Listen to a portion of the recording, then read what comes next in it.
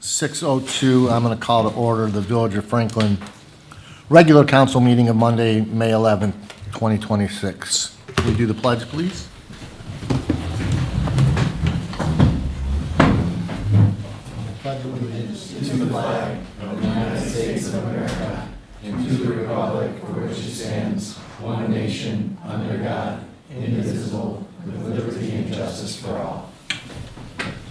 Thank you, everyone. Evan, roll call, please. Trustee Pam Hansen, Here. Trustee Daniel Ferris, Here. Trustee Abigail Gates, Here. Trustee David Solly, here. Trustee Angelina Salaka, Here. President David Goldberg, Here. Trustee Jeffrey King. Here. All right, thank you. Next is adoption of the agenda. I know of two items that have been requested to be added. The first is, actually, I'll add it just after minutes and before public comments. I'm going to add a statement by me.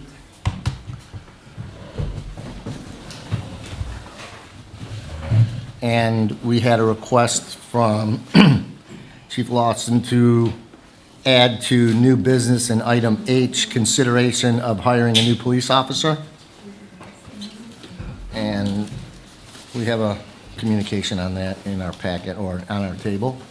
Anybody else have any comments on the agenda before we adopt it? Hearing nothing, if I can get a motion to adopt the agenda as amended. So moved. Second. Motion by Hanson, second by Gates. All in favor? Aye. Opposed? Motion carries. Okay, we have three sets of minutes. The first is from our regular council meeting of April 13th, 2026. Anybody have any comments?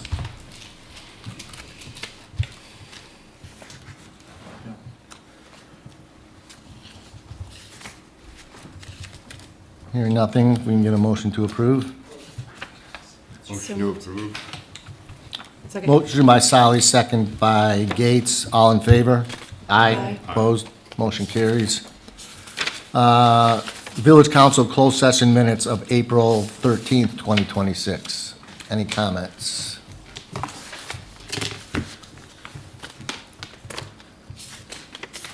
Okay. Can we get a motion on that one? Motion to approve the minutes, the special meeting? Second. Motion by King, second by Gates to approve the minutes of, The Closed session, sorry. yeah, to approve the minutes of the closed session of April 13th, 2026. All in favor? Aye. Opposed? Motion carries. Finally, the special village council meeting of April 22nd. There was a line in there that said Salaka wanted to discuss with seniors or something. I think it meant issues.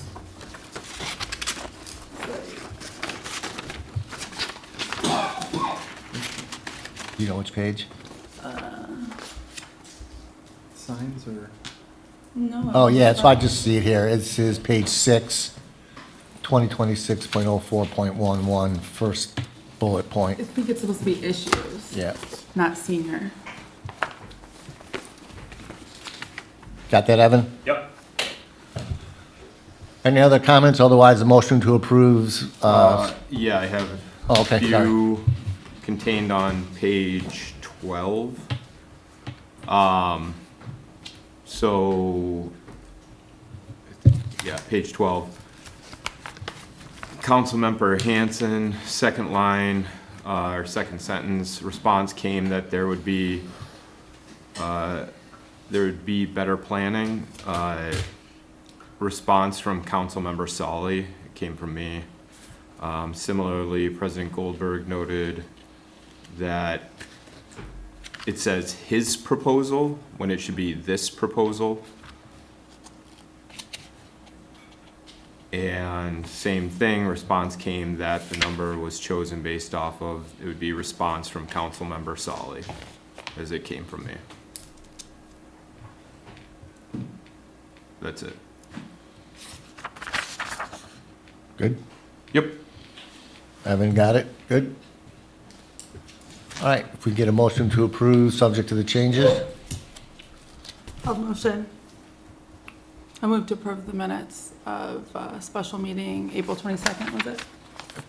Yep. Okay. We have a motion by Solaka. Can get a second. Second. Second by King. All in favor? Aye. Opposed? Motion carries.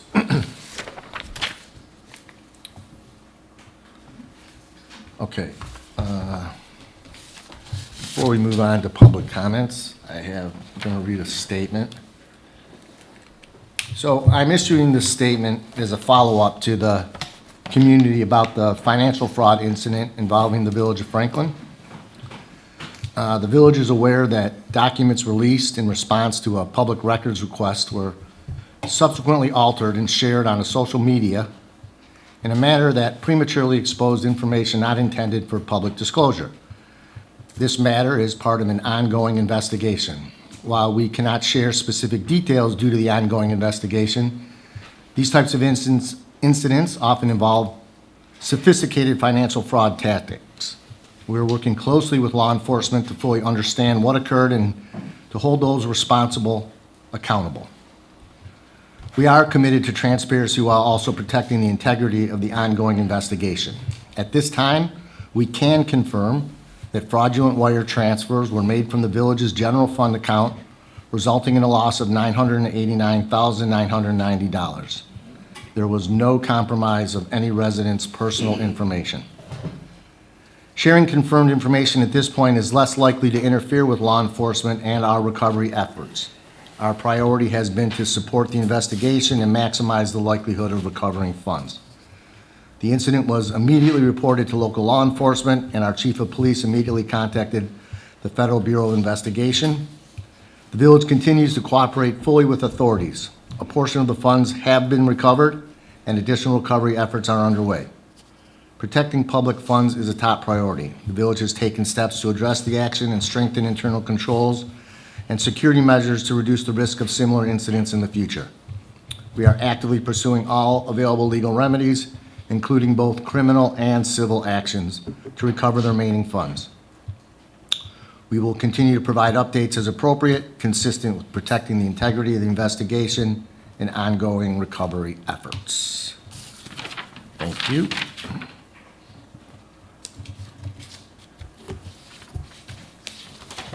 Our next item, Chief.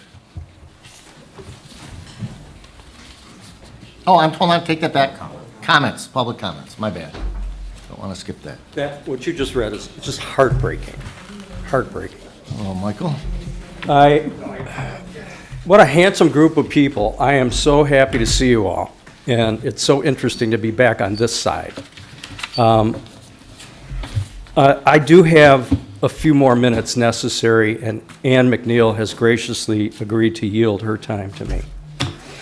First off, December was a great night here for me, the proclamation honoring my 30 years of village service. David, thank you for saying that I'm the most charismatic leader. I appreciate that. Dan, thank you for your compassion and support. My Masonic brother and friend and my favorite first ever female president, thank you for your support. Angelina, thank you for telling me that you were glad you voted for me. And I love the braids, looks great. After spending 30 years of volunteer service in a community, first on the FCA, then as its president for over a decade, then appointed to this council, and then reelected in 2012, 2016, 2020, and 2024, I've earned a swath of support, and you can't just walk away from that. I support our police and our fire. Constituents who had no idea that I retired continue to ask me, how could anyone with any knowledge or experience question whether we should disband our police department to save money? Morale was horribly affected. The community has been outraged. The first person I ran into when I got back here a week ago said, "Did you hear about this?" I said, "Yes." The past year and a half of one first ever after another. The appointments of two members of this council that were not the first choice of the president, although respectfully, Dan and I forged a great relationship. But the reality was, there were more experienced candidates available. The budget meeting debacle that left a wake and barely passed 4-3, when in every previous year the budget passed unanimously. The bombshell that dropped over the budget deficit, don't shake your head, by a trustee who should have taken his concern to the president or the administrator prior to that meeting. The fallout when a brilliant new administrator resigned days later, so upset, so emotional, so embarrassed, followed by an entire staff.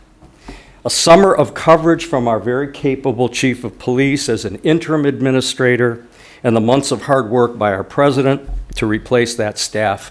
But the last straw, and the reason I'm here, the appointment of another trustee replacing me, the most experienced, longest-serving member of this community, was someone who's apparently just a friend, whose entire resume was attending a couple of meetings prior to his appointment.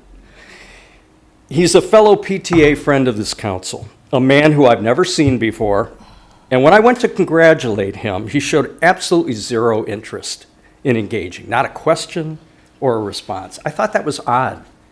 I think if I was replacing someone who had been on this council for so many years, I might want to have a cup of coffee. And then the other shoe dropped.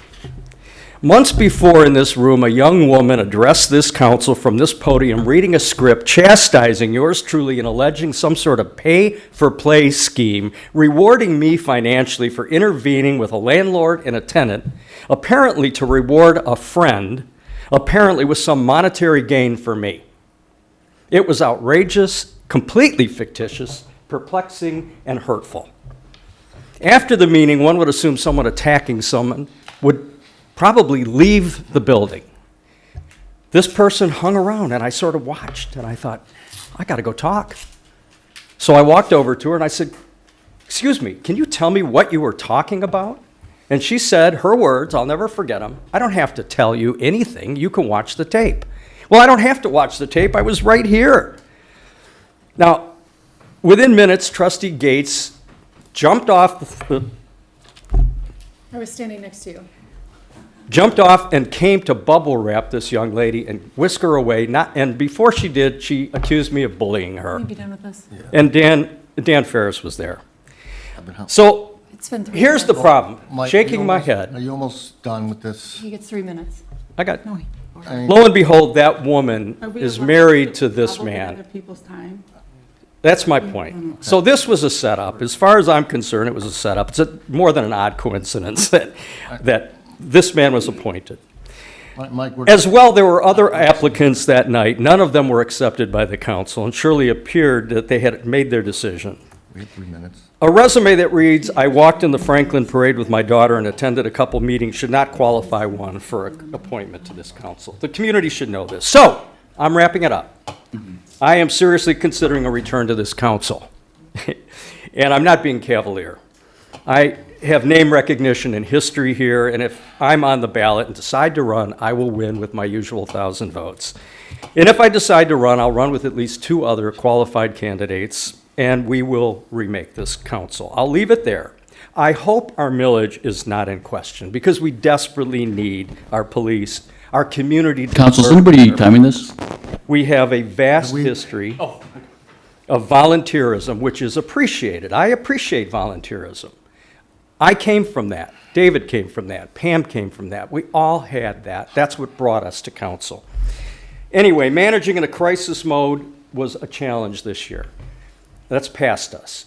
I am focused on the millage, and I hope that there is support in Point this of order. community All for right, that. Mike, Are we allowed, can we, historically, we have not allowed people to cede time? There was Since I- a hang on. precedent set at the deer issue, so Yeah, yes. This is raised to, can we John get to Simon's- close? Anyway, I'm done. I'm wrapping up. I'm Thanks, done. Mike.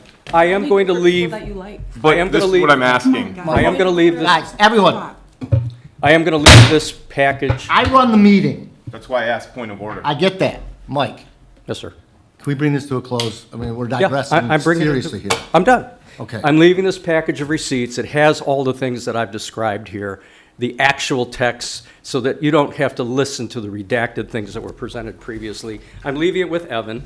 People can come in and view it. I thank you very much. I appreciate you all. These are points that are necessary for All this right, community. thanks, Mike. to know. Thank you, sir. Mark Ziso, 32695 Redford. A couple of worries in the village. We've had some storms. Called Edison for some tree damage against the wires. We need to get them in here to talk to them again. I got the call on March 15th. They showed up to clear it last Sunday at 6 p.m. Is this the type of service we want from DTE? They're just getting worse. This was in your backyard? No, this was somebody over on North Cromwell. I can give you all the address and, Yeah, I mean, make sure you report. I mean, it was sitting on secondaries from March 15th. This client called 9 times to DTE. They were across the street. One of their crew came over, looked at it, and walked away and never said a word. And that was a month ago. Is this the type of things that we got to worry about? I mean, we're not even in the storm season yet. The other thing is, Xfinity lost Channel 7 and Channel 20 for 2 months. They were charging anybody that's got Xfinity for those channels. I recommend that you call Xfinity and get your credit. I believe they issued credits, but, all Pardon me? right, go ahead, finish. Yeah, they said, oh, you got to keep calling every month. They knew that they had a problem. It's because of the contract with them and Scripps. And so those are the 2 things I have. And thanks to the board for everything they do, and the chief. Thanks, Mark. Starting out freaking- I want to pass this out. Do you want to just give it to Evan?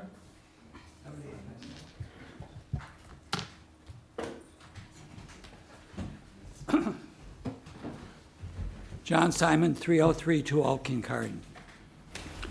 For the last 3 council meetings, I have been encouraging the council to develop a code of ethics, similar to those 22 surrounding communities have had for years. To remind you, since the council had not taken steps to prepare such a code, a group of villagers has taken it upon themselves to create one, and we are currently working on completing it. However, that said, I was recently very surprised that when I discovered a document, which I'm passing out, in the village files that was prepared by our last administrator, Megan Schubert, back in the fall of 2024. Each trustee has a copy of this document before them. It was written over a year before I started asking the council to consider adopting a code of ethics. What follows is the letter written by Megan Schubert addressed to the village council dated November 22nd, 2024. She writes, and I quote, "During the November 18th special meeting of the village council, it was noted that establishing a formal village code of conduct would be a welcomed organizational document." In other words, the council had agreed that that would be welcomed. So then Megan goes on to say, the administration then worked to draft the attached proposed code of conduct, which you have, and welcomes any additions, and this is quoted, any additions or edits. The administration seeks the village council to review the code, the proposed code. Once the document is in its final form, the administration asks that the council formally adopt the new policy. The above letter, along with the draft of the Code of Ethics, was put on the January 13th, 2025 council meeting, and it was on the agenda under old business. Strangely and unexplainedly, the Code of Ethics was never addressed during that meeting, and it was never brought up again since. At this point, I would like to recommend to the council that you please review the address Meg has prepared, the Code of Ethics, and that you have in front of you, and vote to adopt it at the next council meeting. Considering we may elect 4 new trustees this coming November, a written code of ethics would be a great help in letting these new trustees know what is expected of them. And once again, I state, I see no reason why in the world this village and this council wouldn't want to adopt a code of ethics. And I am really pissed that this hasn't happened. So I would like to have somebody address that question. If not now, then sometime in the near future. Thank you.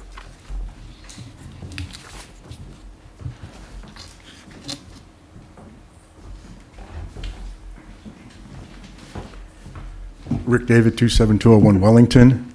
I'm coming here today about another important issue, important opportunity, pickleball.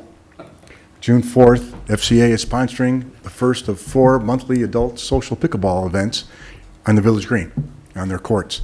And you're all encouraged to join us, 6 to 7:30. Everyone's welcome, beginners. We have all the equipment, and we have Franklin pickleballs for everyone that attends. Thank you very much. Do you need props to come up? Rick, do you need to sign up ahead of time? Rick?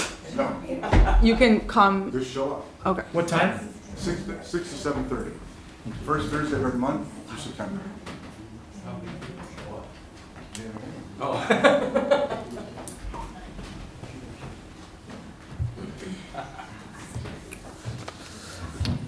Anybody else?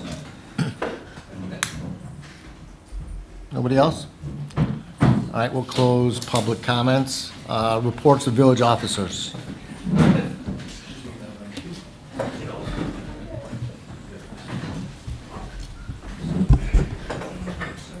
Good evening. If you look at the report that we submitted this month, Mr. King, Trustee King asked if we could add another column which compares this month with the same month the year previous. So we have that in several locations. Thank you. You're welcome.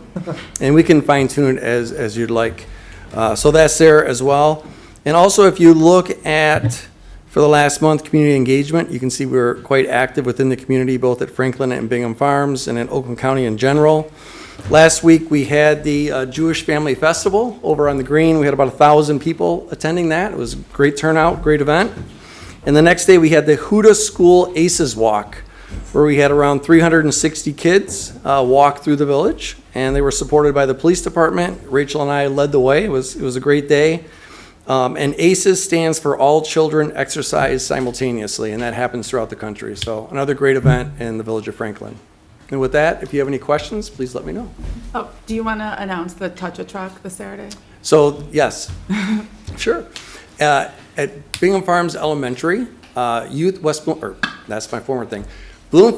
Birmingham Youth Assistance is hosting Touch-A-Truck. I'll be chairing that event.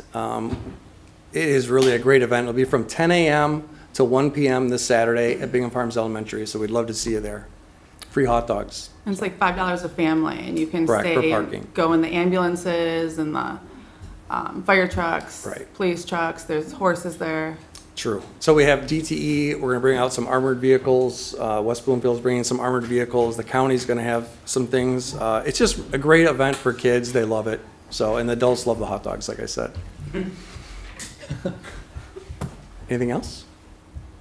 Thank you.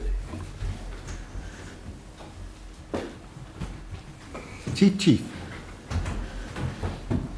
Good evening. You've received our written report. For whatever reason, it has been a unusually busy past couple of weeks, as evidenced by my rescue truck across the parking lot right now. So, we have not had any severe weather in the last 2 weeks. This has been a lot of medical alarms, EMS runs. We've had lift assist, and we've had false fire alarms. So we're grateful that we haven't had any fires, but it has been very busy. So First note is please take care of yourselves. The second note is if you need us, please call us.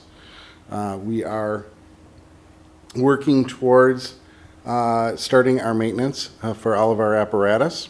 And we have also been as well involved in a number of civic activities. But I think the most important thing to say at this point is we had a meeting at the fire station with the village of Bingham Farms and other residents from both villages that were desiring to attend. And the one thing that came out was an understanding of what the fire department does, how we operate, the services we provide. And I would ask anyone within the village of Franklin, if you have questions, please feel free and stop by. Ask any of the firefighters that are here. We're more than glad to detail out what it is we can do to support and what it is that we have to support with. So pending your questions, that'll conclude my report. Anybody? Did you have a question? No, go ahead, I want to make a comment after this. The psychological behavior issues. Yes. Do you refer that now to our No, police? we don't. Okay. Is So- that purposeful? So let me back up and just say one thing. The police department is jointly dispatched on all of our calls. Okay. So the call that was in question was already in the hands of the police department. Okay. We refer all cases, medical, psychological, et cetera, for definitive care, which transports over to one of the hospitals. So we're very appreciative of the police department's support, especially with the OCHN. person? yes, with that person. The idea is to get to a point where we can jointly go seek definitive care. Okay. And that means like before it gets to hospitalization? No, that gets into legally, that gets into Okay. petitioning someone, that gets into going for shorter long-term care. We're looking at an evaluation, Okay. yes. Okay. But that will start at a hospital, Okay. yes. I wanted to comment about the Thursday meeting last week. I was there, along with a couple of other people from Franklin, even though it was a Bingham Farms meeting, since we are both customers of the fire department. Yes. I was most interested in what Bingham Farms had to say.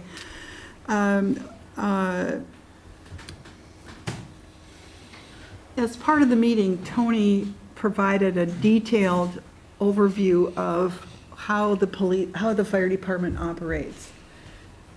There were some questions among the Bingham Farms council members about, should we, advanced life support versus a basic life support as the service levels. That's a bad term, but what you did was you had the medical director from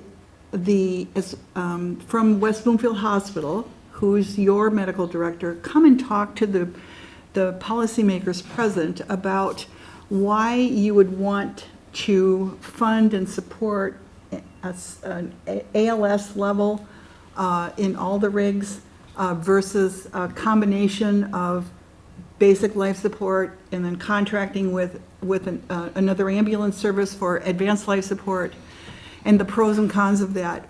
I learned a lot. And I've been through Tony's fire department, and and I've had the nickel tour, which I really encourage all of you on council to do. Like, make an appointment, go over there and spend a couple of hours and nose around the fire trucks and learn how it operates. It's really an experience. But I wanted to say that I thought the discussion was very good. I learned a lot. But I think a lot of people learned more. And what seemed to happen in the meeting was the questions that the Bingham Farms Council crystallized a bit. I think there's room for dialogue going forward.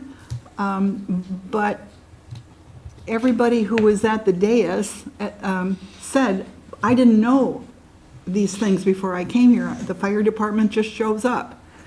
And I just thought you did a really good job. I would love for Steve, the medical director, and you and others to somehow memorialize that message And maybe we should figure out a way to do a video of it so that you can play it again. It's a good community education. And it was just a very impressive meeting that I felt calmed the Bingham Farms Council, because you gave them information that they were looking for, that they didn't have and now do have. So, good job. Thank you. It's appreciated. Really, it was a big meeting. It was a, I would say one thing, and I'll be very brief. We do contract for services. The very first thing is we're a private corporation, so we're a little bit more unique than any other department in Oakland County. However, we're not more unique than some fire departments throughout the United States. Although we do cover the Village of Franklin, the Village of Bingham Farms, and 7 homes in Southfield Township, each political jurisdiction has its own unique attributes that we have to prepare for. And the one thing that we try and do utmost is make certain that every asset, every resource, every training, everything that we do equally supports each jurisdiction. And I would agree with you, yes. You call 911, you expect a truck of various colors to show up. The reality is we are all the same, we are all different. Please ask. I don't know how to answer your question unless I hear the question. And as you've known me over these decades, I'm certainly not afraid of talking your ear off. So with that, I'll stop. Anyone else? Okay, Pam, thank you Thank for you. that. Chief, thank you. Okay. Next is consideration of approval of the consent agenda. We have 3 items on the consent agenda. Anybody have any questions or comments that you'd like to remove from the consent agenda? Any item? Nobody? All right, we can get a motion to approve the consent agenda. Motion to approve the consent agenda. oh. You second it? Okay. Motion by Solly, second by Gates. All in favor? Aye. Aye. Opposed? All right, motion carries. Okay, we have 2 presentations today. The first is by our Deer Management Committee, who has been working very hard the last couple months to put together an excellent report that we have received. I think we have Blaine here, who was the chair of the group, and I see some others. I see Dave. Hi there. So Blaine, we all have the report, have read it. Do you want to do a presentation? Well, I prepared some slides. Okay. Separate, keep going. Separate from what's in the packet. So I value all of our time, and it's not my intent to read the report or discuss its contents, but more to be sure that there's appropriate time for any questions there may be about the report, to say a few words about the organization, the acknowledged limitations of the report, and some suggestions for next steps. I do have a few slides ready if you feel there's value in doing a high-level summary, but that's not my intent.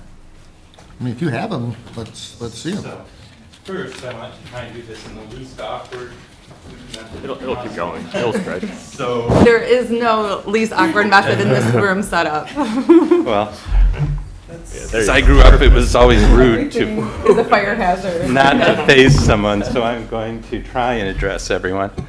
Give me just a moment for the computer to turn on.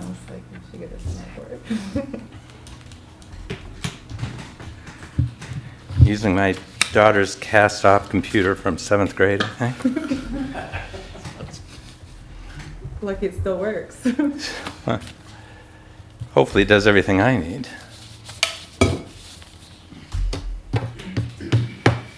So, my name is Blaine Dennis, and I've been a resident of Franklin since 1991. And I'm going to speak on behalf of the Franklin Village Deer Management Research Committee, and specifically addressing the report we put together to define some of the options available to try and mitigate the conflict between deer and white-tailed deer and humans in the village of Franklin.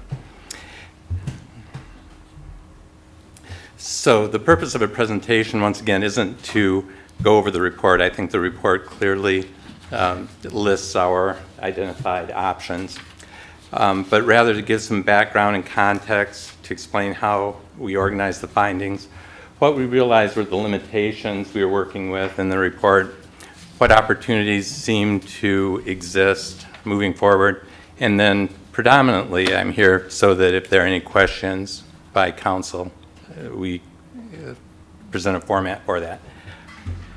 10 minutes would be the most I would hope to be up here. So the purpose of our committee was to identify and characterize options to mitigate the negative impacts and human-deer conflict of white-tailed deer within the village. So as mentioned, I've been here for 35 years, and the question would be, why is this coming up now and not at any point in the past? And so I thought it'd be helpful to give just a very brief context of how our committee came to be.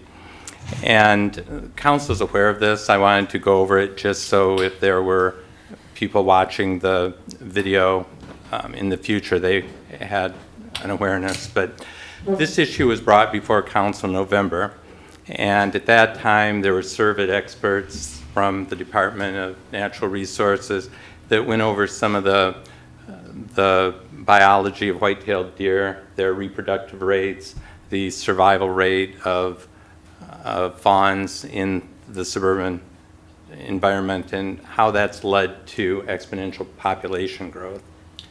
There was a period for public comment. I was not at that meeting, but when I watched the video, it became clear that there's a diversity of opinions as to what should be done regarding the deer, if anything. There's really a disparity of perspectives. Some of the statements seem to be well-intended, but not clearly understood as to what the situation was. So the other thing that was noted is there was a group that presented a presentation that was from outside the village, and when we started to investigate what other communities have done, it became clear that there's an organized group that has spoken in West Bloomfield and Southfield and Farmington Hills and Livonia, as well as at our meeting. So a bit of background, there are increased numbers of deer in the village. The suburban environment's not the natural environment of white-tailed deer. The reproductive rates and survival rates that are in balance in a different environment are different here. The increased numbers have led to conflict related to destruction of the natural flora in some instances and human plantings. There are safety issues related to deer vehicle collisions and also concerns of deer as a vector of disease. I was surprised to learn that we have data about the prevalence of COVID and SARS-2 in deer, which can carry the disease as well. And also, it's noted that the deer essentially become inured to humans, and their behavior is not that you would expect of normal deer. So one thing that was clear from the DNR presentation is what defines the problem is really the conflict and safety issues associated with the presence of deer, and not a specific number or a specific density of deer within the community. I was using a spin bike in my room, and I looked up and there was a deer looking into the window. So I went out and walked around the front and took this photo. And the deer, a few moments later, took a couple steps toward me, which it's interesting to look at the different perspectives when people hear the story. Some say, oh, isn't that cute? My feeling was, boy, this is not a natural circumstance. Our committee, really attempted to be fact-based and objective. Our intent was to be comprehensive, to identify all potential options, and present those in a fact-based manner as opposed to trying to promote one perspective over another.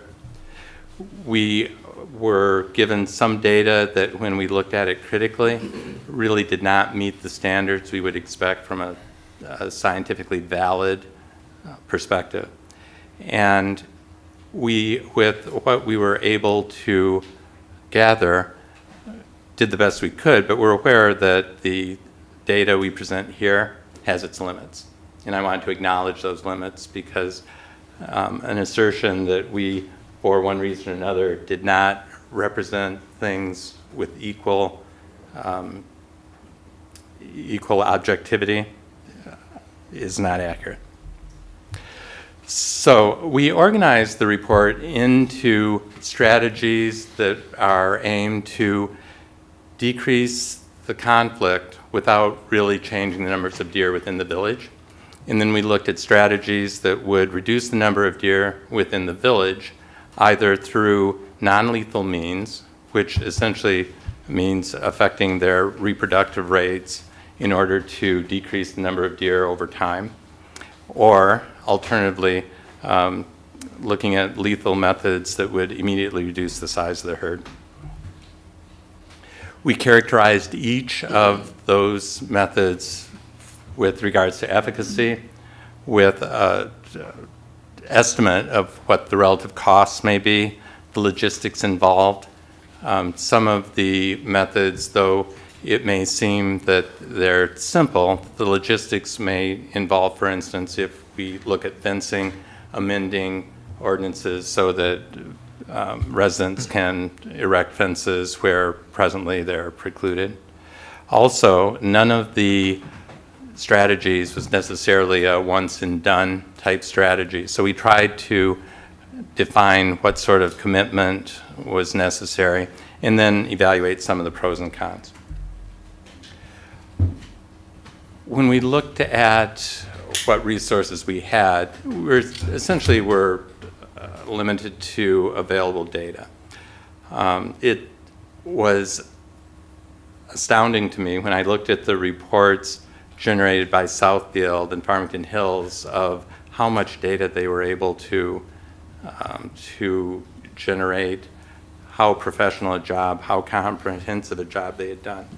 And then I realized that if you look at the population of Southfield and Farmington Hills, they have 50 times as many residents as we do in Franklin, and we don't have those type resources.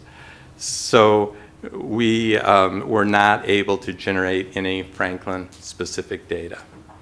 I mention that because one of the questions I was asked multiple times was, well, how do you know you have an issue? How do you know what the numbers are?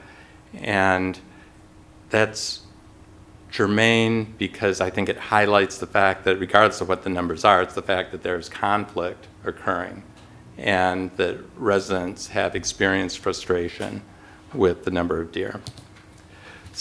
All of the studies that we were able to look at are a result of the circumstances of that study. While there may be value in studies giving us some insight into whether it may be a feasible method in the long run, none of the studies necessarily tell us what would happen if they were applied to Franklin. There are a number of studies that are done even in the state. If you look at Meridian Township, which is in the direction of Lansing, their geography is completely different, their resource and layout. So to try and make inferences from studies done in Ann Arbor or Meridian Township or in Ohio, it's really difficult to say how that would apply to Franklin. There were some things that we came across repeatedly, and I think are worth mentioning because my presumption is presenting these options is the first of many steps that would be necessary before we're able to do much. And source after source made mention of the fact that it's really important that whatever process we undertake, that it's transparent and that residents and people in the community are informed and understand what decisions are being made and what the foundation for those decisions are.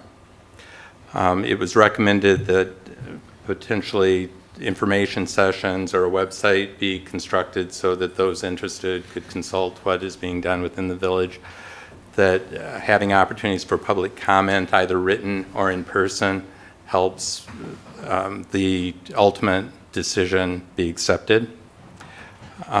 In terms of conflict within the village, one assertion that was made was that, well, there is no conflict because they asked the village clerk how many deer-related complaints there were in the past 10 years, and they were told 2. And from my perspective, the village clerk should not be who we think of as being contacted whenever there's a deer frustration. So if there's a need for some data to be able to assess whether any intervention is effective or not, that even polling the villagers for some baseline data would be helpful.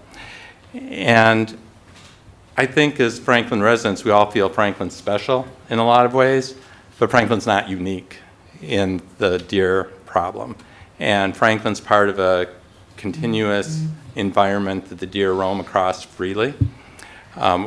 Franklin villagers are not the first to experience conflict with the deer. As I mentioned, Southfield, Farmington Hills, and Farmington, I think, cooperated together to support a cull earlier this year, and I think that was performed by the USDA. There are cooperative organizations and structures that I know we've been engaged with, the Southeast Michigan Urban Deer Coalition and so forth. I know, David, you are involved with. So using what resources may be available through cooperative mechanisms, I think would be very sensible. So the main reason for me to be up here is to see what questions you may have. The report has been distributed to all council members electronically, but it's also fully reproduced in the packet. So anyone in the village or with internet access can view the entirety of the report. The report is footnoted. Our sources are shown. Several of the committee members are here today, so if there are specific questions, I may call on those content experts. But if you have any questions, please ask. Let's start there.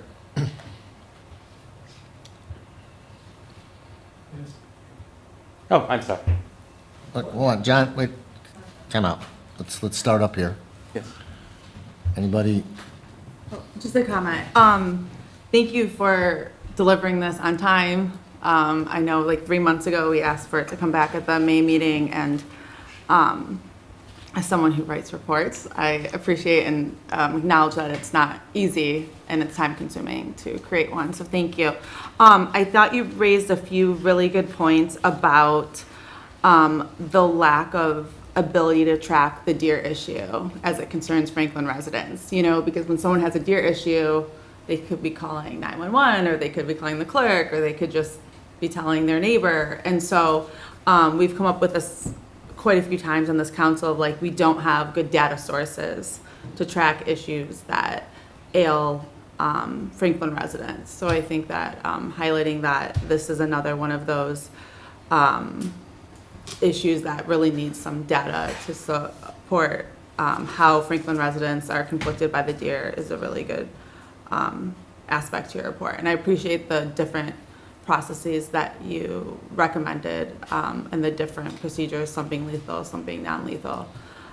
When I talked to residents about this, and I brought it up a few times, to people who were like hunters and non-hunters and gardeners and non-gardeners, and it definitely is, well, yeah, the deer are annoying and maybe dangerous, but I don't know if I want to get rid of them. It's kind of like the trees. Like, yeah, you have to take time to clean up all the debris, and sometimes they cause incident in the road, but we love the trees for their beauty and they come with a burden as well. So I think to your point of getting, doing more town halls and having those questionnaires and seeing what the broader Franklin population perspective is really important. So I appreciate you including that in your report. Thank you. Very good. First, I'd like to say that this is very much a group effort, and the entire committee contributed, and this was not an easy endeavor when we All began. the co-authors, and I extend my gratitude to. Yeah, Dave Bennett with his AI tool was very helpful at getting the writing done. So, and I feel that we had a very qualified committee that was able to look at the studies and process and put this together. As mentioned, there's quite a disparity of perspectives.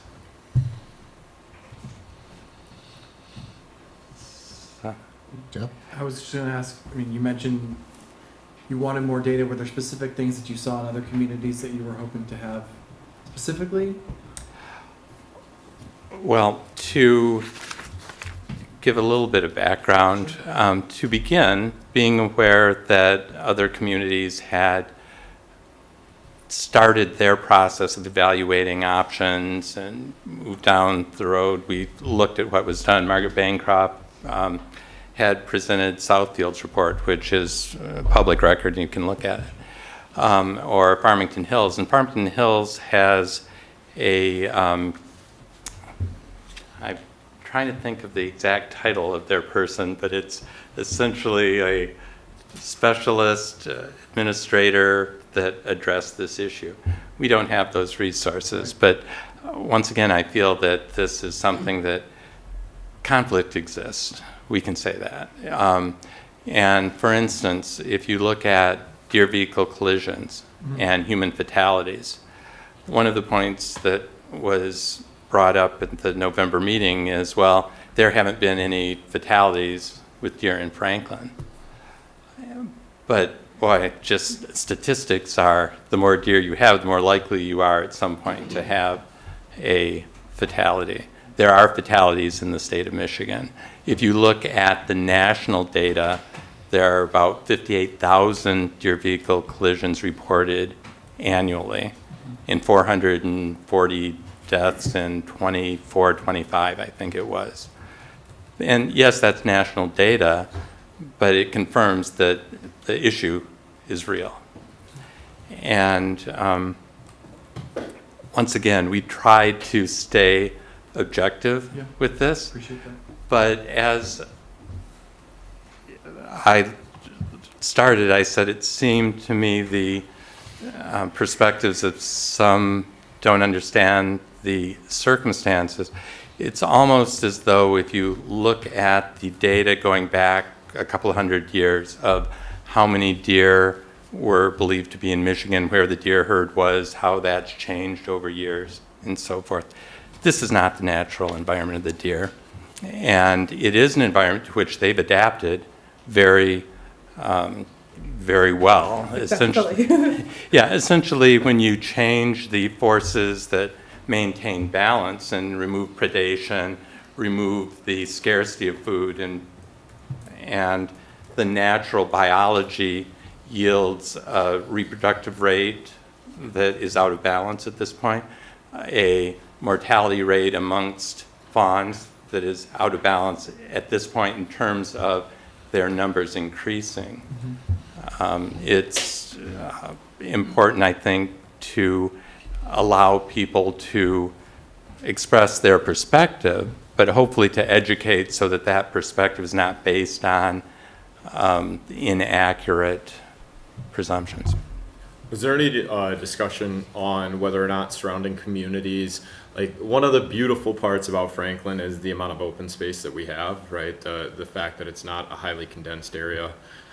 So if we compound that with other communities participating in calls, the natural migrations of deer are to identify places that are safe harbors, and were there any discussion around concerns or any potential studies around what we could see for an increase if other communities start participating in calls and we don't?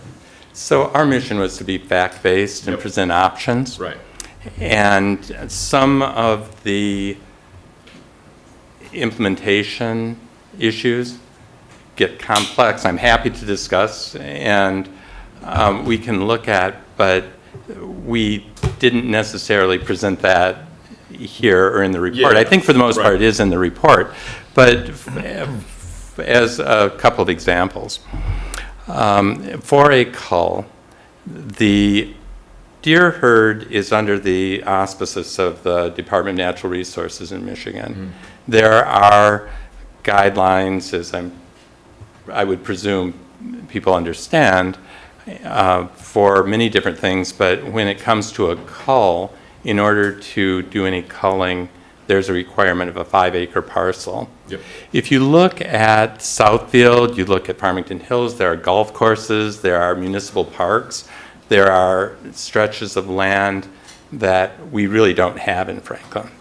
And so the specific logistical issues, I think, are touched on for the most part in the report. As mentioned, we've footnoted in reference each of the sources we used, so that can be looked at. I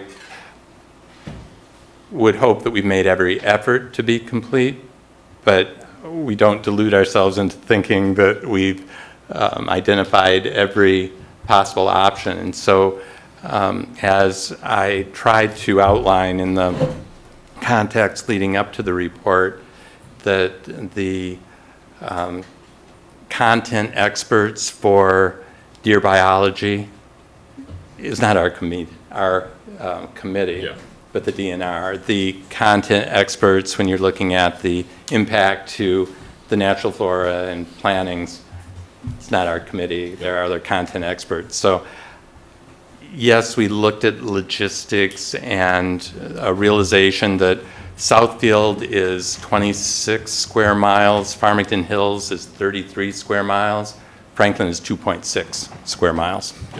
That the deer make no distinction that if they cross Inkster Road, they're in Farmington Hills, but if they cross to the other side, they're in Franklin. So the deer herd is free-ranging. The municipalities only control, only enact their actions within municipal borders. So and I'm going to look to perhaps David or Margaret, who have had discussions with the Southeast Michigan Urban Deer Coalition, because I think they have a higher level perspective and a broader perspective of how actions in Southfield or in Farmington Hills impact the village of Franklin and how the herd moves. Do the deer realize they're safe havens? Do they not? One of the things that the DNR point out is that white-tailed deer are philopatric, meaning they are born in a location and they may range about 0.4 miles from that, but they're not deciding they're going to go to Royal Oak today. That the deer within an area sort of stay in that area. So if the surrounding municipalities enact things such as a cull, that may result in deer moving here. It could result in deer from Franklin saying, boy, there aren't as many deer eating the vegetation over in Farmington, we can move over there now. So. Okay. Thank you. You're welcome. It's a long non-answer. No, it's okay. Yeah. So, Thank you. Anyone else? yeah. John, John. you gotta come up here.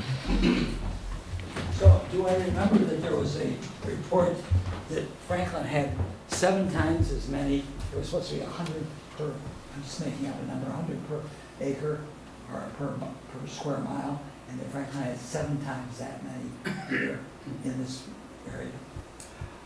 I don't think we found a source with a specific number.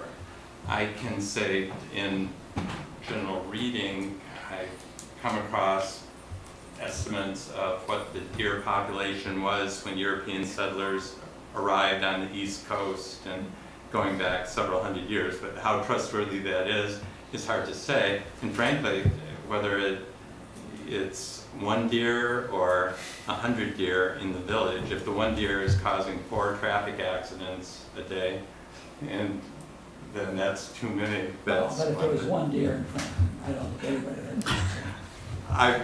I've exaggerated, clearly.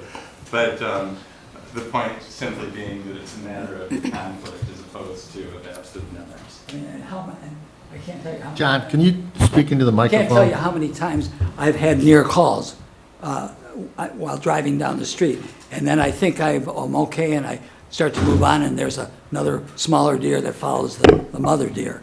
So, I mean, it's there.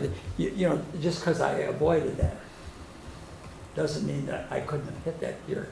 I mean, it's just lucky that I didn't. But there's 7 times as many deer in Franklin. And I remember one of the presenters. Like, our residents allowed to talk to other residents and stop our meetings. So, John, Yeah. I mean, you need to be addressing us. This isn't an information session with Blaine. All right, So well, I'm asking- what's the question? I was asking him the question. Do you know how many deer are roughly in Franklin? He already said at the beginning that they do not have empirical data But there about the was, number there of. was a presenter who did present some data here. She said numbers and said that Franklin had a very high percentage of deer compared to other areas. That's all I'm saying. Does anybody remember I that? think it was the November meeting, if you want to go back to the minutes. There was that presenter. So I'm just saying, if there's that many, if there's that many. The deer move from place to place. So it's very challenging for anyone to be able to say what deer are homed in Franklin and what are homed in other communities. They have understandings of the general size of the herd in the area, but I'm not sure anybody would be able to put together empirical data that says Well, how much I deer wonder are where in that person Franklin. who presented it got that number, that's all. Okay. Thank you. So we made every effort to stay fact-based and objective, and so it's telling that there are people in the community that feel strongly and will weigh in on what decisions we as a council and we as a community make in Franklin. I hope that the things that are consistent and seem to be recommended are useful to us as we move forward. Okay. Anybody else? Yes.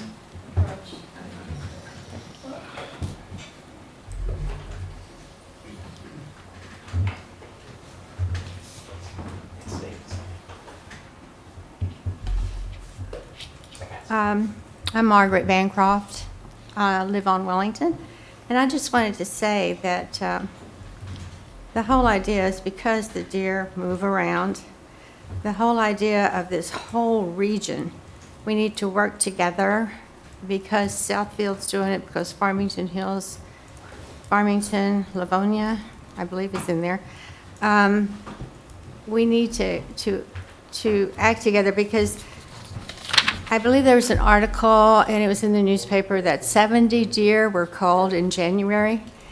And this is through the Southfield Farmington Hills attempt. And I think the thing they were disappointed in was that when they baited the areas that they were going to do the culling, they didn't get enough deer. They wanted to get more than 70. But because, they didn't have enough property or spaces. So the whole idea is to get the whole region together and to combine the spaces to make it effective for the whole region. If one area does it and another area does not, that's not contributing to the whole. Like Blaine was saying, they move around and you can't count them and it's hard to keep track of them and so on. So that's the idea of us joining in with those that are already doing it. And also of interest is Beverly Hills. On June the 2nd, they're having an open meeting at Groves High School, and anybody can attend, and it's concerning the deer. So there's going to be discussion there and so on. And I think they're finally trying to get on board as well. So again, you have to think of the whole area. And I just wanted to say, you know, I'm going to go to that meeting, and anybody who wants to come, it's open to the public. So Margaret, what was that again? June the 2nd at Groves High School, there is a meeting, and it's instigated by Beverly Hills, and it's concerning the deer problem. Thank you. Thank you. You talked about open spaces. Nobody's considered the ravine over on, I mean, there's a huge open space over on the north. In 14 Mile? Yeah, 14 Mile. I mean, it's a, you know, you look there and it's a wide open space. Nobody's ever considered using that as the space that they need to use to cull. That's in Bloomfield Township. Pardon me? That's in Bloomfield Township. I No, believe. no, it's in Franklin. I live. What are you talking about? It's right behind the ravines and right behind. Oh, along the river, you mean? Along the river. Okay. But it's huge. Those are people's backyards, though. By the condo association over there. Yeah, but it is open space. There's not enough space in there. So just a few words in closing. My intent was to try and be respectful of everyone's time. I think the specifics of our findings are detailed in the report. It's available to everyone. If villagers are interested or anyone is interested, you can go to the packet and read through. And I see this as a first step of presenting options, and we can consider the details of the option, and as council moves forward, can discuss and weigh the various options. But this report's only intended to be fact-based, and here are the options, here are the considerations we've identified, relative costs, and so forth. So I encourage you all to read it. Thank you. What's the, how do you get to the report? It's in the packet. So if you go to the Franklin website, it'll be in the, every meeting has the agenda and the packet associated with it. Oh, it's back to the meeting. And you can download it and read it at your leisure. I just wanted to address your question. The Franklin Cemetery is, I don't know how many acres, it's at least 5 acres. But they have agreed to lend out their land for a culling, so we do have some land, so. All right, thanks, Margaret. Before we move on, just real quick, Evan, if you could include in our newsletter the announcement about Groves. We don't have the time yet, but once we figure that out, I think that'd be helpful for our residents. Yeah, I think Margaret, like Bingham Farms and Beverly Hills, those are really good communities that I'd be interested in and what they're doing, just because they're smaller and they have less money, whereas Southfield and Farmington Hills have like a huge tax base. And so I think that was really smart of you to bring that up, so thank you. Well, I know Bingham Farms is talking about it too. I don't know how far they got in opinion, but the residents are concerned about it, so. Thank you. All right, so before we move on, because we do have to have a plan on what our own next steps are. So, Blaine was correct. There is what is called the Southeast Michigan Urban Deer Coalition. It has about 25 of our surrounding communities that have shown interest, although at this moment, the real active participants are Farmington Hills, Farmington, and Southfield. And they have had communications with Livonia, because Livonia and Farmington Hills border each other, as to whether Livonia would be interested in participating or having their own group. What the coalition is designed to do is to create a collective call They did have their call in January, 70 deer were removed. They had a permit for a larger amount, but as Blaine mentioned, due to weather and other circumstances on the evening of the call, the deer had moved. I have gone to, I've attended 3 of their meetings, 2 of them by Zoom, 1 in person, and then there's another one this Thursday on Zoom. The group of Southfield, Farmington Hills, and Farmington have already sort of united. One of the things that they've done is they've teamed with the USDA.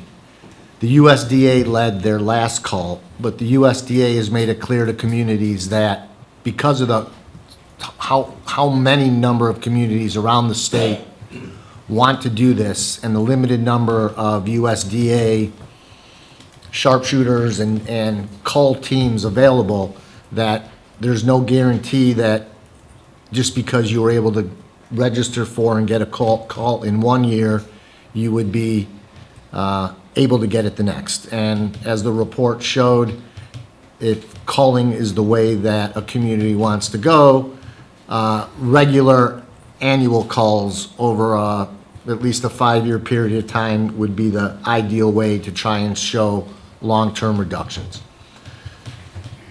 They're further ahead than us. They have been asking us to consider participation. I have been telling them that we are strictly still in the information gathering stage, are not in a position to make a commitment yet, and have been very clear that financially we have limited resources to contribute, as well as the fact that, as Blaine mentioned, if we were to consider participation, there would have to be some allocation of costs, being that the 3 other well, at least 2 of the other communities, Farmington's larger than us, but not like Southfield and Farmington Hills, which are 10 and 15 times larger than we are, that we would not be in a position to contribute financially equal to where they're at.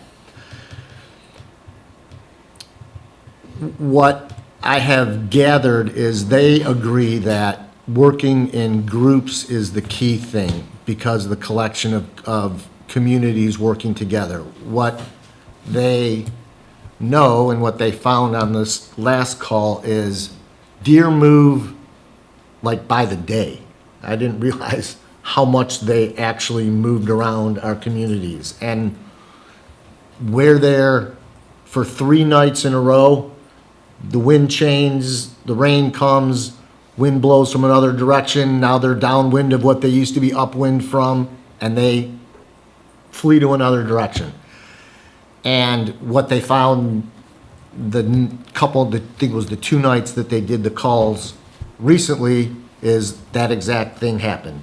The wind shifted, and where they had bait stands weren't on the right sides of the communities, and they didn't have locations in the areas where the deer had fled to get the number of deer they were looking for. I will find out more on Thursday of what they're looking for from Franklin. But what I gather is while they would like some financial contribution from us, I don't see that if we were to consider getting involved, that our resources financially are what they're really looking for. The Southfield snapped off $60,000 to contribute towards this without even going to council. Their village manager said, we're in.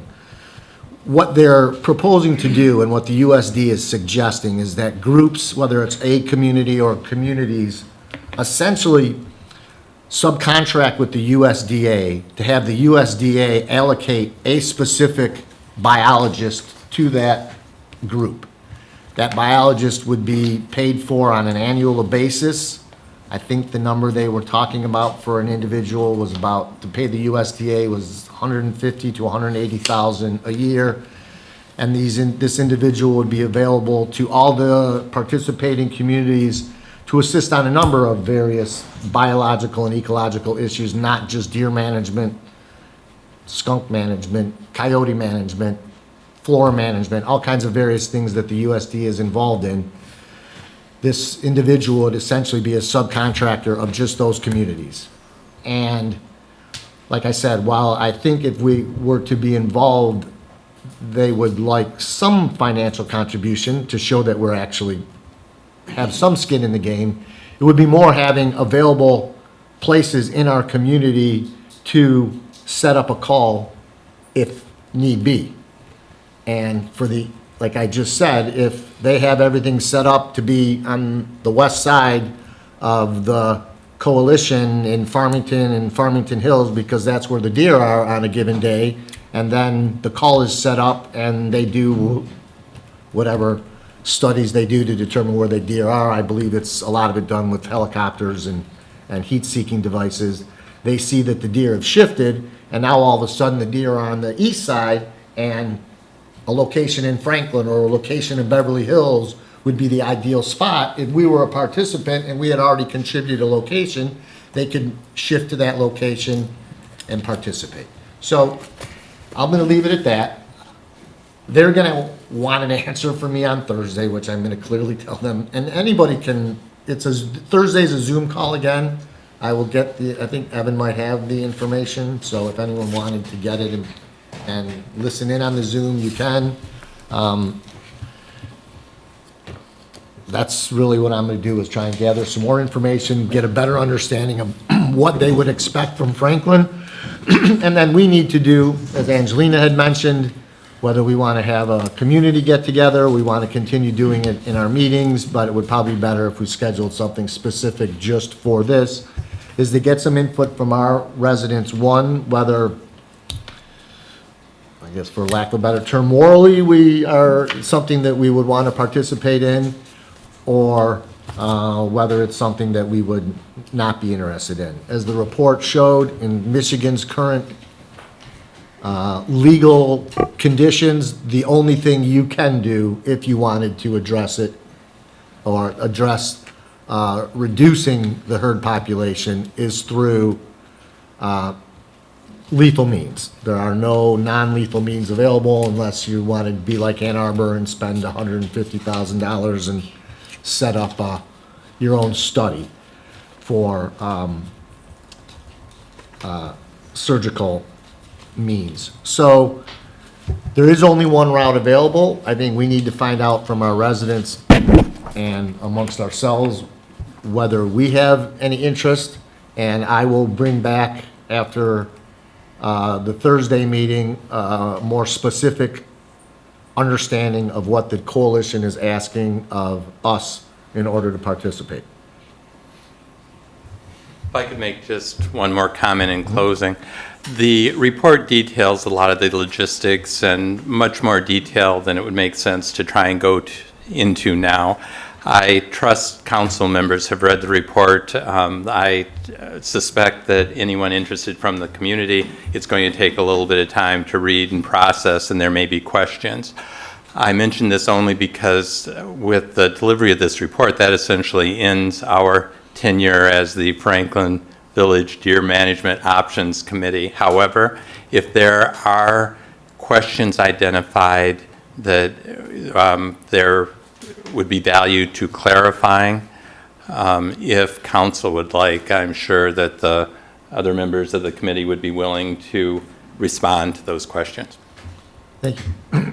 As I had mentioned to the group in an email, your report was excellent. It was exactly what we asked of you. It was concise, it was informative, it was well organized, it was consistent, and it gave us a plethora of information to look upon. So we thank you again for what you did in putting together an amazing document for us to use moving forward.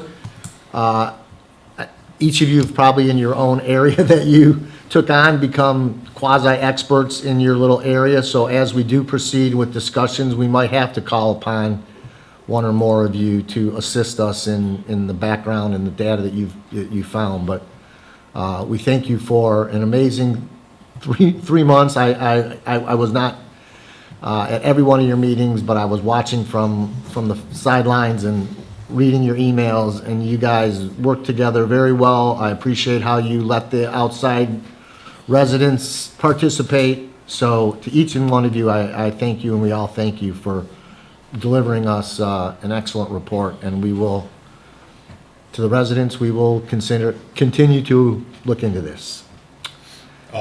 David, for the upcoming meeting, I think the two things that I at first instinct, support joining a coalition like that.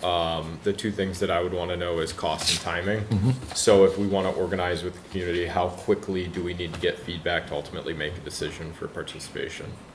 Then obviously cost.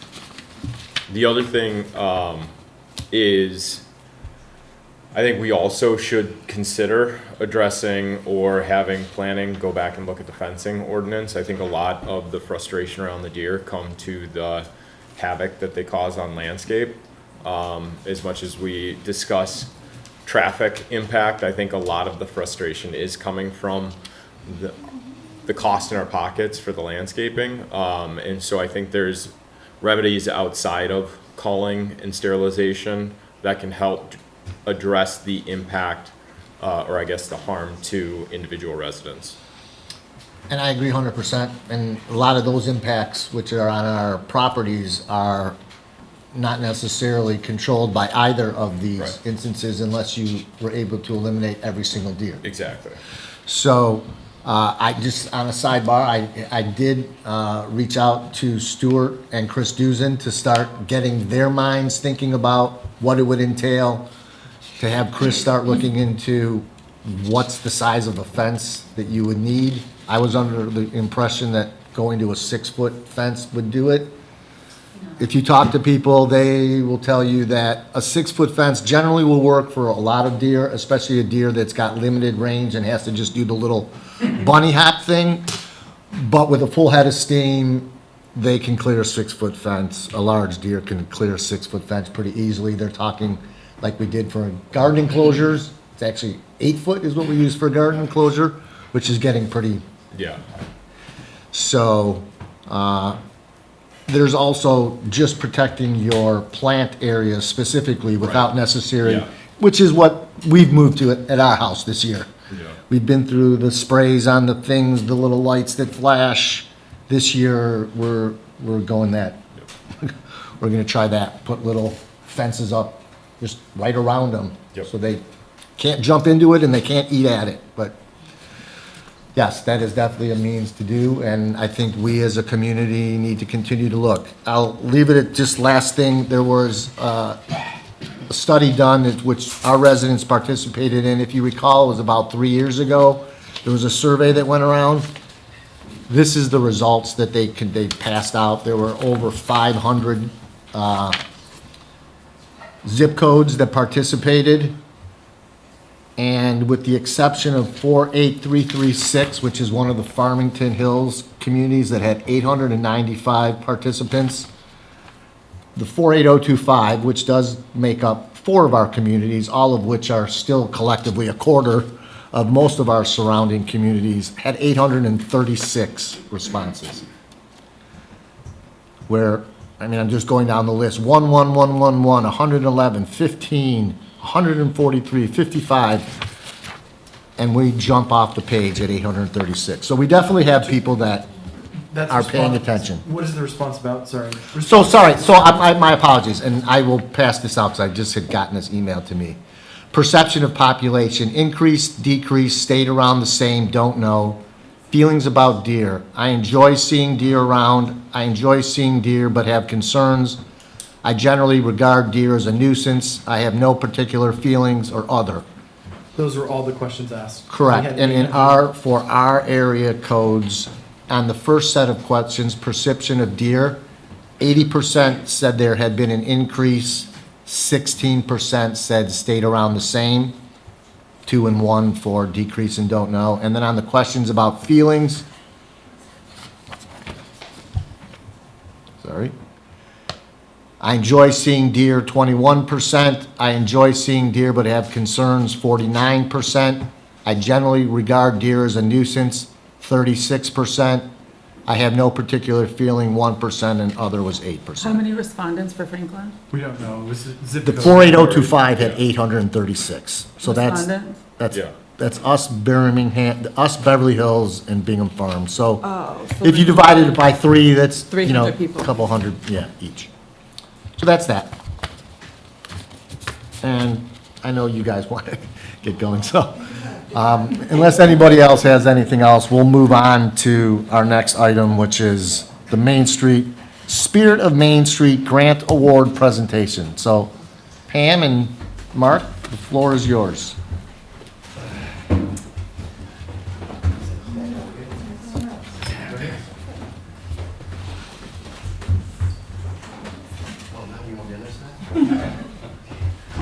Well, I like to, let me stand on the mic. Yes. If we can hear it on the. Good afternoon, everyone. Mark Cooper, President of Main Street. We're here with a few of our award checks for the rental assistance program that we awarded grants to. A few of the participants are here. I think most of them are here, but I'd like to acknowledge all the things that we've gotten done lately. Main Street has been working very hard, diligently, and we've created and creating quite a very strong, robust board. Whereas before, it lacked. Now, it doesn't lack anymore. Strong, forceful, getting done the job that we need to get done.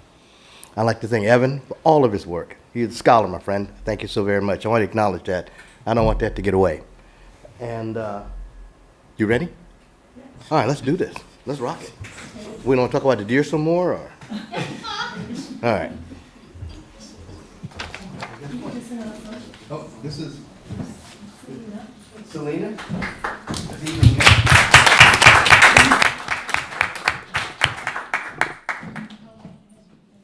Oh.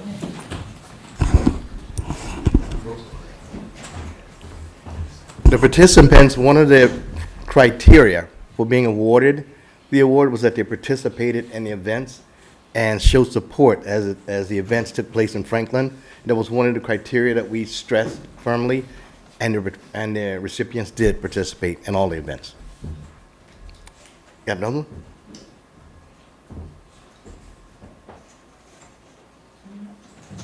I'm not, right? I'm not.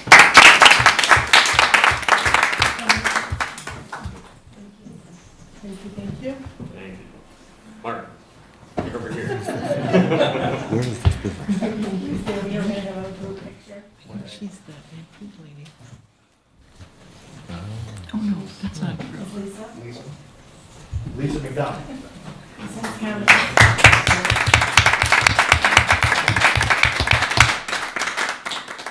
Mark. Okay, three that didn't come, but one is Do Goods, One is Do Goods. and that's Angelina.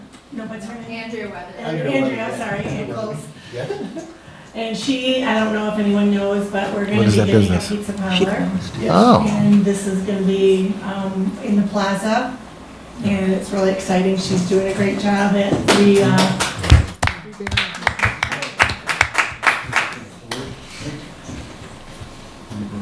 Susie? Susie's not here? Are you kidding? Oh, Susie. I'll take Susie. her back for her. Welcome to the main, you just don't. And something that needs to be said about Susie about participating and helping the village is she pretty much filled the Van Avery building. She got so many, businesses to come in. There's only one room left in there that is vacant, so I think she does a spectacular job.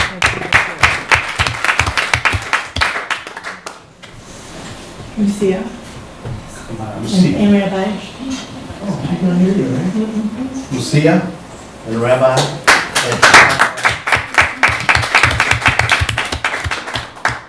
We want to thank everyone for all your participation and helping Main Street be Main Street as we grow and go. You're going to be surprised at the things we have in store for you guys. And So- can you guys come over here? We're gonna get a group picture. And then each of you, before you go, give you a free rare PR shot. since you were here to come, if you would like to go up for the mic and spend a second, introduce yourself, tell us what your business is, where you're located, what you particularly do.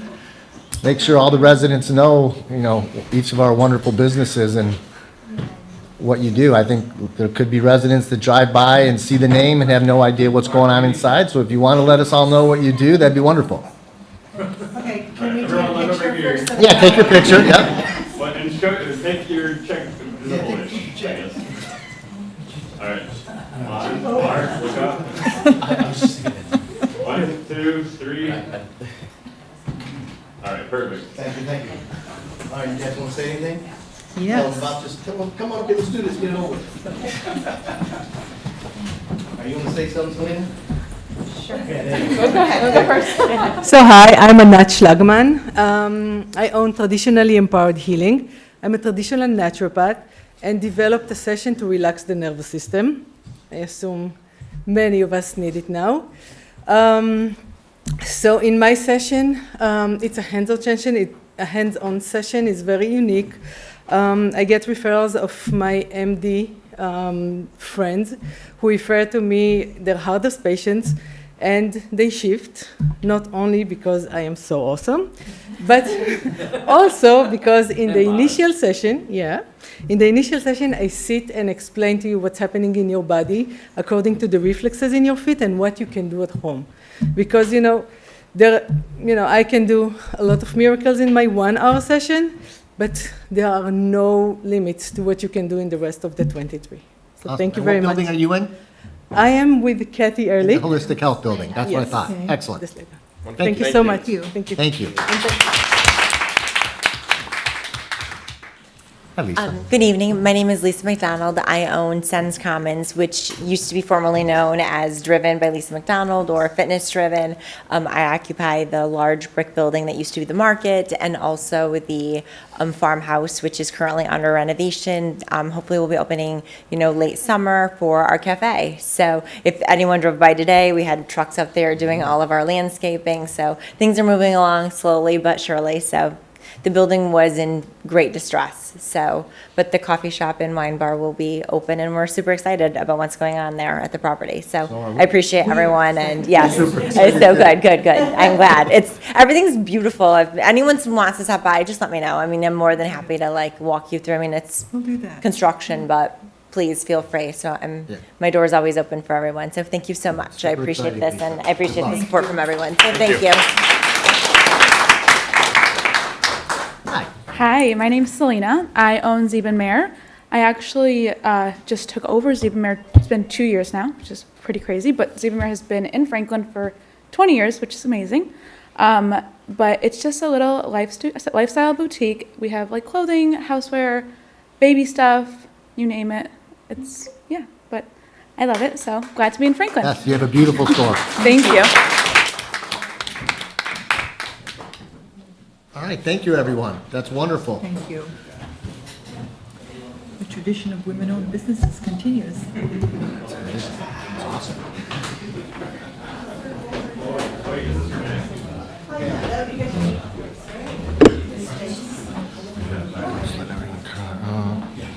It's great. That's just great. I think Andrea said she closed on the strip Yeah. mall. Yeah. None of her That's great. wonderful. That's wonderful. Okay. Let's let them get out. Next item on our agenda is we are going to have a public hearing on the proposed fiscal year 2026-2027 budget. So it is 7:36, and I'm going to go ahead and open the public hearing. Jody or Rachel, do you guys want to say anything as far as what's been presented? Where we're at, and then, of course, we'll let residents that have any questions or comments to speak. So typically, the budget is a long process. This is the first public portion of it, and it just comes with a presented recommended. Goes from departments to the treasurer. It gets published in here. Then we start having the conversations, workshops, and have the 30-day period from when this is presented, and it has to be adopted before the beginning of the fiscal year on July 1. And so there will be things coming up of participation. The budget should be adopted in the June meeting. So there will also be an opportunity there for public comment for any of the items. So today is more of just a presentation of, that we've actually, I have actually went through all of the lines and went through all of the items, and there's, more things planned and more things to come. I will say for an example, anything related to salaries is kind of like a tentative, little placeholder based on what it was previously. There are some allocations, some potential differences with insurances and costs and stuff with that, to be able to put that together completely on an individual basis and then allocate for where those should be. So that one is a work in progress, but will be kept along the way. Excellent. Anybody in the public have any questions or comments on the first draft of the proposed budget? Does the budget include the tax rates? It might be under revenue. Could you come to the podium? Yeah, could you come up here? What was the question? Tax rates? Oh, tax rates. No, but that is an item that we are addressing on the agenda today. Do you want to have a seat in here, by the way? No. All right, so, everybody, next steps moving forward. Ideally, we would be in a position to have everybody been able to vet this out and take action at our June meeting. If we're not ready at our June meeting, we would, of course, have to do it in a special meeting between then and the end of the month. The next question is, do we want to have any type of communication or, I guess would also have to be a special meeting with the public in order to allow more questions answered, or do we want to have another subcommittee meeting? What do you guys want to do between now and June in order to make sure everybody's had a chance to vet this out? We've never met Ask on this. Jody. What's that? We've never met on this as a finance committee, so. Right, no, I get that. So we just meeting on the preliminary, we have not as a group looked at the entire budget, so I would suppose in the next, We have a meeting meeting Wednesday. Yeah, there's a oh, we have one. Yeah, already, 1:45. Okay, it's in my Right, book, 1:45. okay, The finance committee meeting, right. right? So, I guess if anyone has questions specific to the budget, one, you could get it to Angelina or Pam or myself to ask at the subcommittee meeting. And I guess if we don't have enough, we're not in a position to, take action. Yeah, I guess I would ask, if you brought up salaries and stuff, if maybe you shoot the HR committee, an email and just, so they can vet that? Or is that what you're talking about? You want them to look at it, or you're just saying? you No, kind not of- at all. I'm saying that collaboratively, we don't have, what our actual costs are going to be Oh, for all okay. of those items yet. There's Okay. a lot of things that are, that have been looked at, and some different item, You just gave a estimate of to your best ability. this is kind of just where it was. Yeah. And this is a basis from previous numbers, not specific to that. Okay. Once those items are finalized and stuff, because of allocations, I usually prepare a budget with the positions and costs associated with that position to go along with it, so that you don't have to hunt for the salary items when they're allocated into different departments. Yeah, thank you. But that's the kind of stuff that I'm saying won't be present quite yet. I have a question. So we're still in the public hearing, and I'm asking in part because I suspect not many have had a chance to look at the budget yet or react to it. I wonder if you would comment on the revenue number of about 2.5 million. How confident are you in that number for the next fiscal year? For the revenues, they're. Yeah. I mean, I would say I'm fairly confident, Okay. but it's also, government that's depending on a whole lot of other government. Got it. And It's so for- things can for happen, discussion, yeah. but yes. So you wouldn't see it going much higher than this? Oh, no. Okay. But you wouldn't see it going a lot lower, which is more what I'm worried about? I mean, it could, depending on like Krieger House rental, like those are just estimates. No, Oh, this is we talk about revenues. revenues. I'm talking about, so let me clarify my question. So this is a public hearing. People come to this, they have, a lot of people probably are listening on TV or will watch this. We've talked about our financial cash problem. My question really is, given all of the caveats that you've mentioned, which is this is a pass at the budget, a lot can change. What do you could this number change in either direction? If so, what are your thoughts about how much? I mean, state shared revenue can always change. Property tax revenue depends on collection. Yeah. There's, percentages of that, like it's a moving thing. Some things can be higher, some things can come in less. Those things can offset each other to where there's not overall a difference. I mean, everything is always possible. Predictions always are going to have, you're not going to have full confidence in a prediction. Yeah. I don't have, any of those kind of skills. Thank you. That was what I was looking for.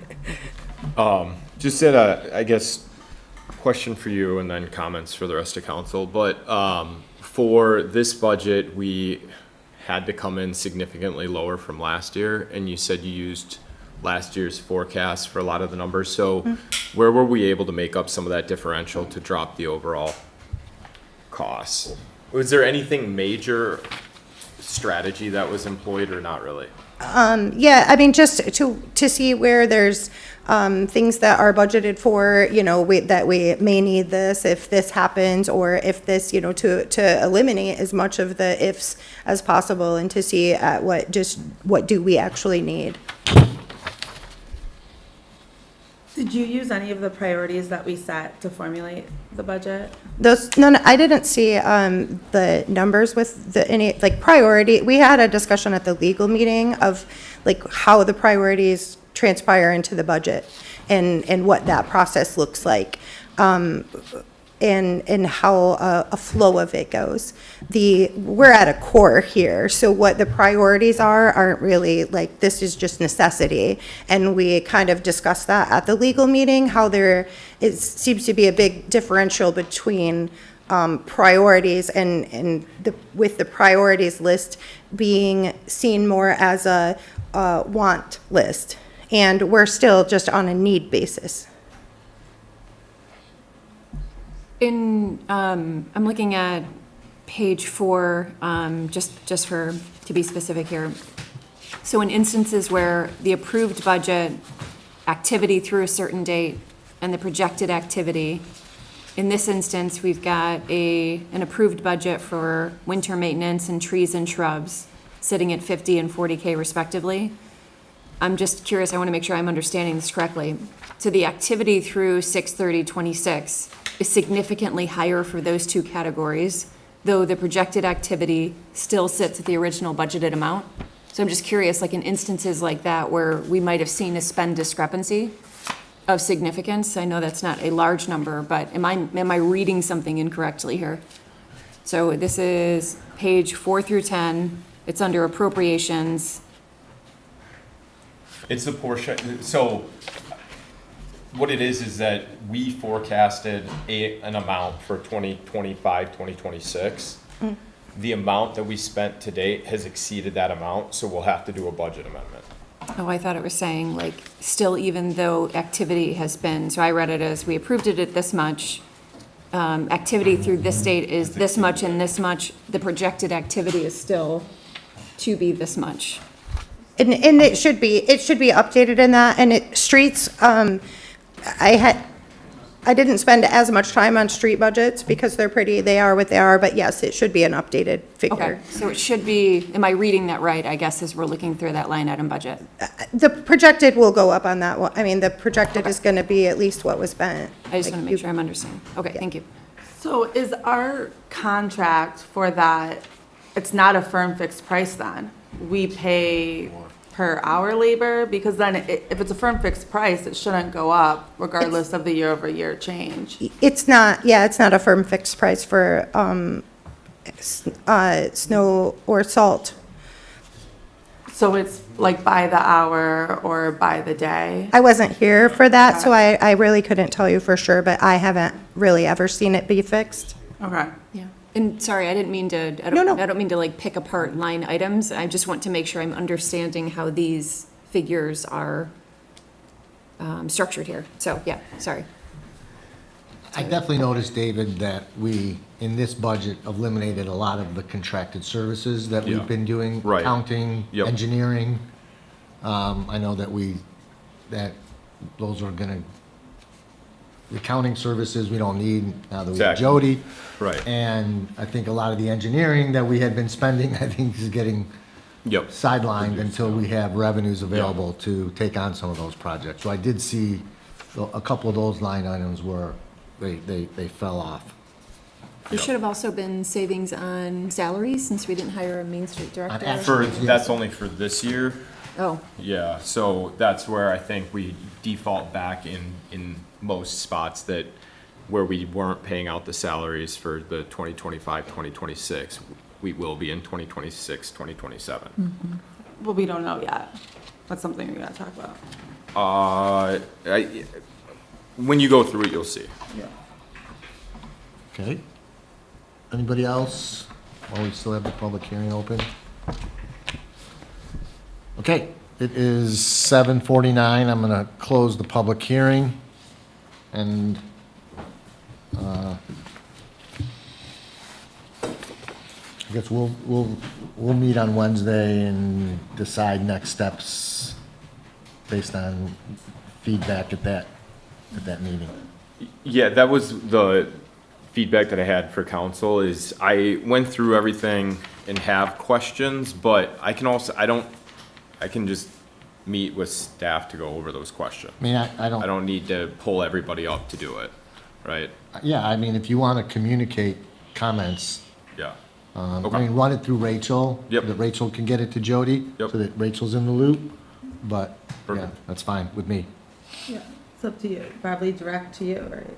Like, yeah. No, send it to. No, I Rachel. mean, I'm just saying it doesn't need to go to finance, like you can. No, if you're a trustee, you have questions, specific items, if that's gonna help us get you or any of us to a comfort level, then, yeah, reach out to Rachel, and between Rachel and Jody, they'll get answers.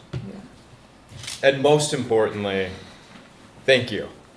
This is wonderful. And there's nothing of concerns, it's just me wanting to educate myself. So, fully supportive. thank you, Jody. And we have it earlier than we did last year, so thank you. Okay.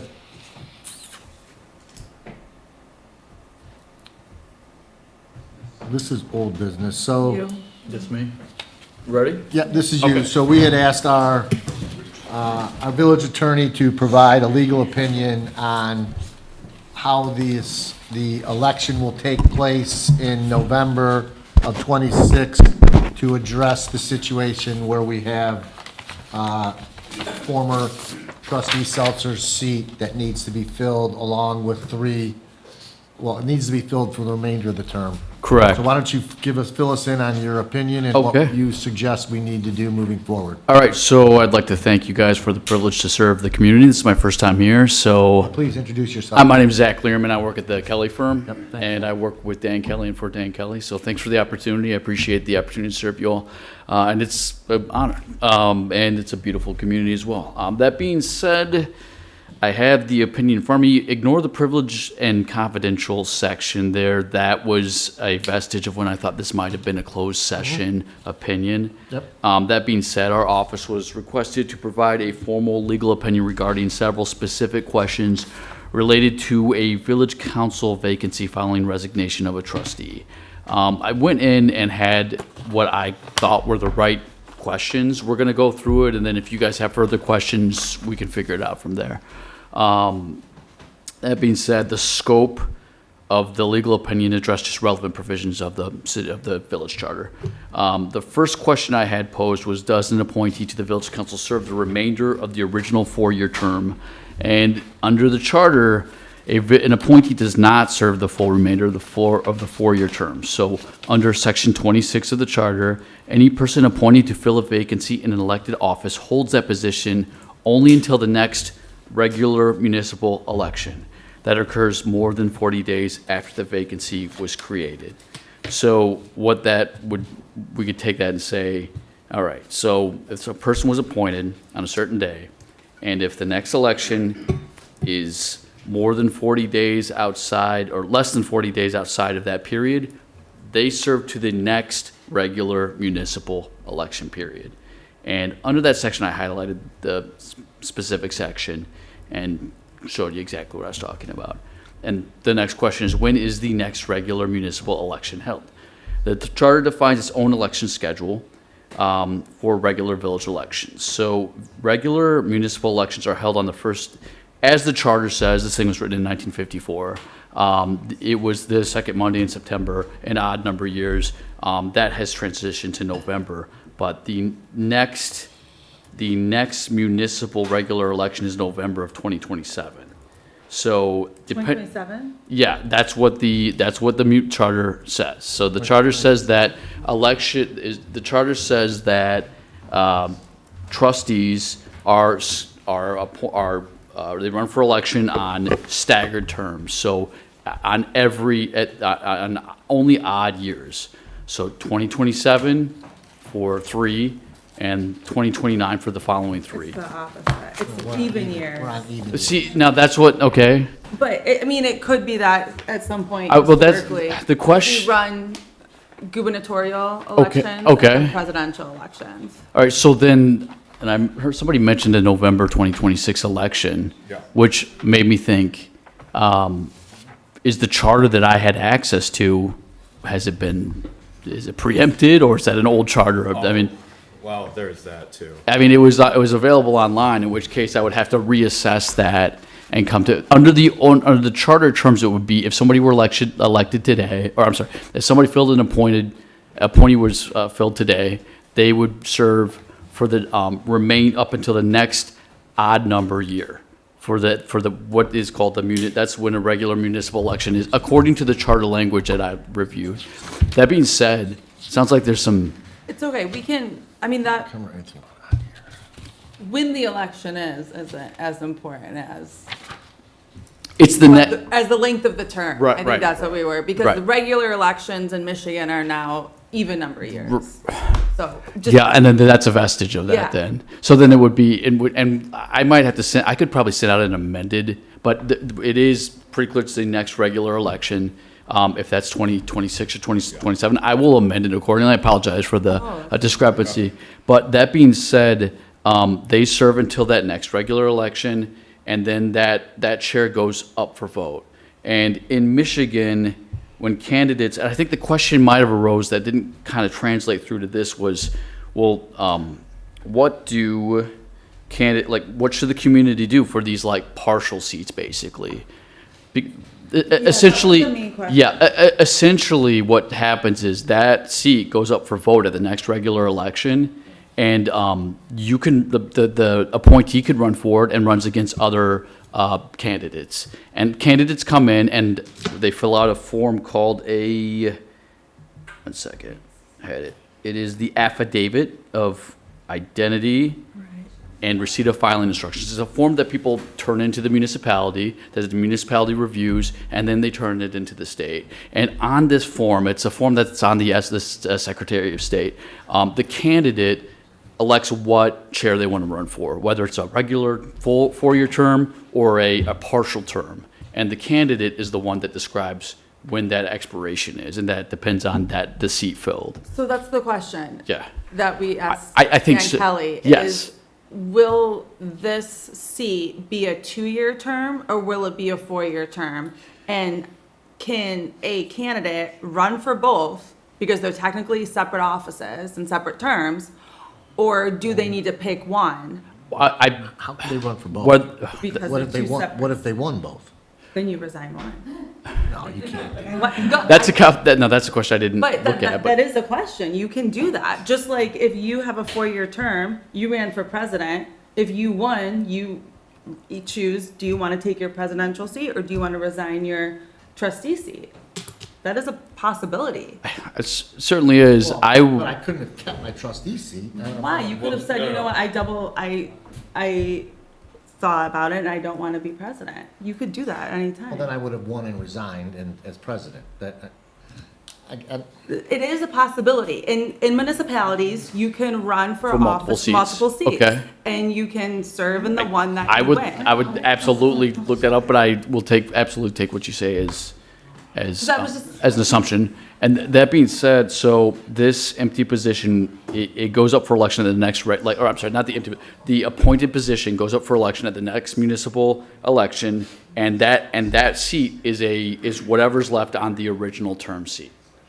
Does that make sense? Yeah. That's what I So if they don't get a full, if you get it and you're the appointee and you run for it and you win it, you get the remaining time left on that. So just to repeat back to you, very clear that you're running intentionally for the remaining time. In this instance, it'd be the 2 years, right? Right. The way that you go about running for that and the way that it will be presented on the ballot is it will specifically outline the duration of that term. Correct. There's a form that candidates have to fill out, every candidate, that they turn into the municipality, which is actually news to me, I don't know these, I had to figure this intricacies out. It's called Affidavit of Identity and Receipt of Filing Instructions. In that, the candidate elects whether it's a full term or partial term, and they describe the expiration date. Okay. So that phase of it might require a little bit of work with potential candidates that are turning this form in. So apologies for that specific term, though, because I was worried feel like about that. Southfield Township runs our elections, so Yeah. they would have to ensure that when candidates turn in their petition,